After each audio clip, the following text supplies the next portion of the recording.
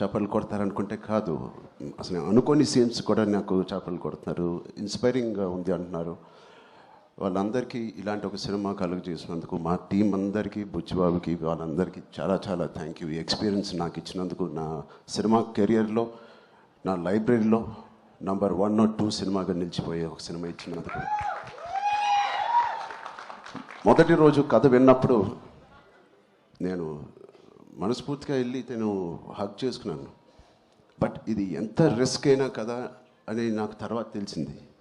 ఇది ఎట్టైనా పోవచ్చు, బట్ ఆడియన్స్ని ఆడియన్స్ రియాక్షన్ చూస్తుంటే, వాళ్ళు రిసీవ్ చేసుకున్న విధానం చూస్తామంటే, మనస్ఫూర్తిగా ఎవడైనా ఏదైనా పని చేస్తే, కష్టపడి మనస్ఫూర్తిగా స్వచ్ఛమైన మనసుతో పని చేస్తే, అది రేజర్ ఎడ్జ్ కాదు, అది పక్క కమర్షియల్ సేఫ్ జోన్ సినిమా కాదు, ఏదే కాదు, ఏదైనా ఖచ్చితంగా హిట్ అవ్వాల్సిందే.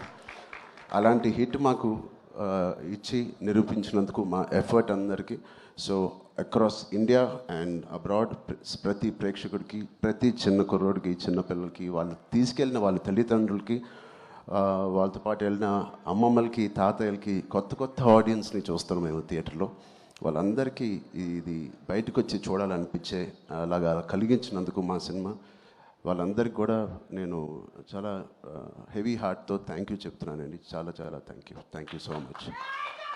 అండ్ ఇలాంటి సినిమాకి జగపతి గారు చెప్పినట్టు ఇక్కడ బిగ్గెస్ట్ సపోర్ట్ అనేది వేలాది మందికి, కోట్లాది మందికి చేర్చేది మన మీడియా మిత్రులే. I'm thanking all of you.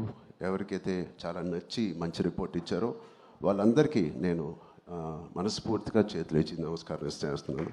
Thank you media friends అందరికీ thank you so much. And Jagapathi గారిని చూశాను ఫస్ట్ టైం, ఆయన పూర్తి రోల్ని